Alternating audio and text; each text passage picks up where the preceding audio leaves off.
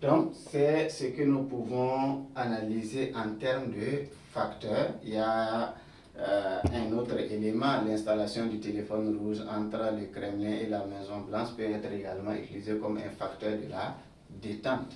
Ainsi, puisque cela permet aux deux leaders des deux blocs de communiquer, de s'entendre, de s'informer et d'apprécier les situations avant toute réaction dans les relations internationales. Donc après ces facteurs-là, normalement il y a les manifestations de la détente, qu'on peut voir à travers le petit 2. Donc nous allons, après l'analyse des facteurs de la détente, analyser maintenant les manifestations de la détente. Donc petit 2, les manifestations de la détente. Les manifestations de la détente. La détente s'est installée à partir de 1962, mais comment cela s'est manifesté de façon concrète sur le terrain? La détente s'est manifestée à travers la signature des accords, à travers la reconnaissance des entités de part et d'autre des blocs, mais aussi à travers les voyages diplomatiques, les différentes rencontres.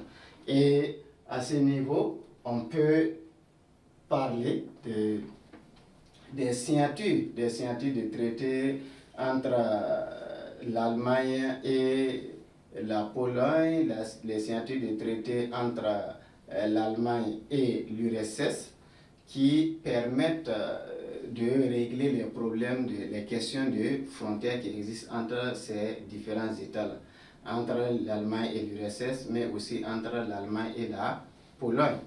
Ici aussi, il faut voir dans les manifestations de la détente le rapprochement entre les deux Allemagnes. Les deux Allemagnes vont mettre en place une équipe commune qui le rapprochement entre les deux Allemagnes vont mettre en place une équipe commune lors des Jeux olympiques de Munich en 1972. Et ce rapprochement-là va également favoriser le retour de l'Allemagne au niveau de l'ONU. Il y a aussi dans ces manifestations de la détente la signature des accords entre les États-Unis et l'URSS surtout concernant les essais nucléaires dans l'espace. Et à ce sens, nous avons eu la signature des accords SALT 1, qui veut dire Strategic Arms Limitation Talk en 1972. C'est la signature des accords SALT 1 sur la limitation des armes stratégiques. Et les accords SALT 2 vont intervenir à partir de 1978, qui abondent dans le même sens concernant les essais nucléaires dans l'espace, concernant la limitation des armes nucléaires, leur contrôle, leur prolifération, ainsi de suite. Donc ces différents accords SALT 1, SALT 2 a permis quand même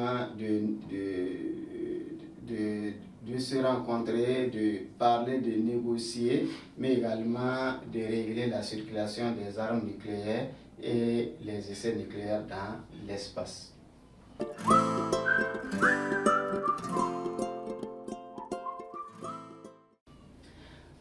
En plus de cela, on a vu les voyages diplomatiques, les rencontres entre surtout les dirigeants soviétiques à l'époque, Léonid Brejnev, Brezhnev et le président américain Richard Nixon.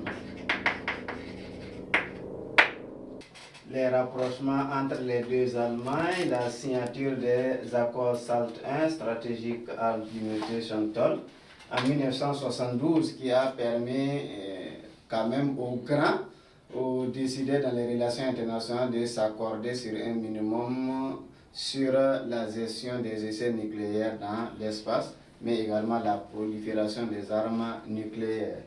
Après les accords SALT I de 1972, en 1978, les accords SALT II sont signés et qui abondent dans le même sens. C'est la dénucléarisation de l'espace, c'est le contrôle de la prolifération des armes nucléaires, mais également des essais nucléaires dans l'espace.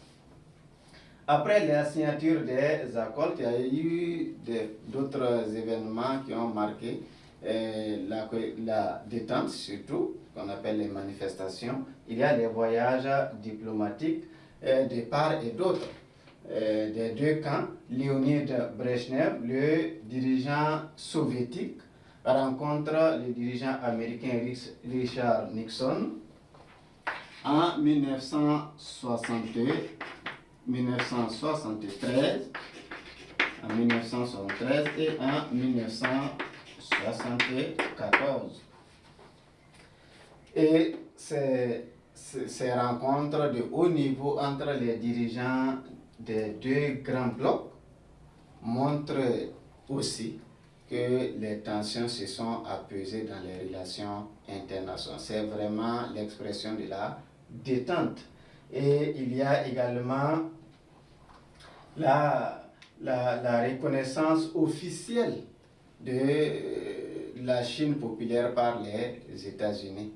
La reconnaissance officielle de la Chine populaire par les États-Unis, et désormais les États-Unis même vont plus privilégier cette Chine populaire-là au détriment de Taïwan, et cela va marquer le retour de la Chine populaire au niveau du Conseil de sécurité de l'ONU avec son titre de membre permanent, et elle va reprendre le droit de veto à partir de 1971. Donc en Asie, c'est là la manifestation de la détente a été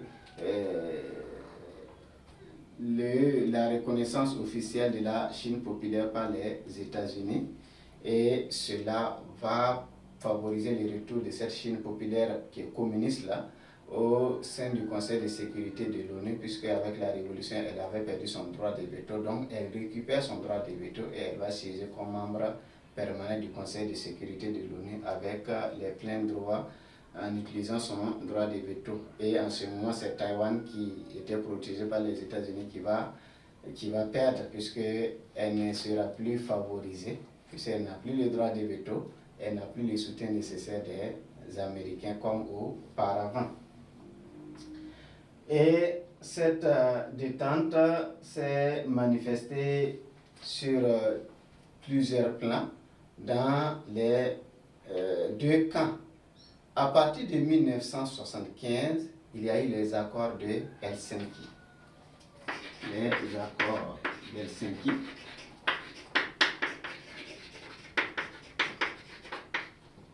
En 1975.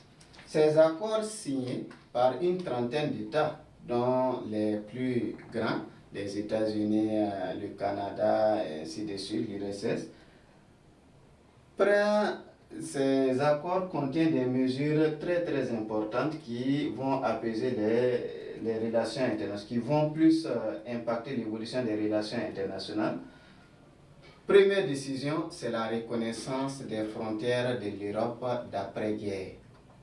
Donc, on reconnaît les frontières qui existent, et les frontières d'après-guerre, donc les modifications qui sont venues par la suite ne sont pas prises en compte.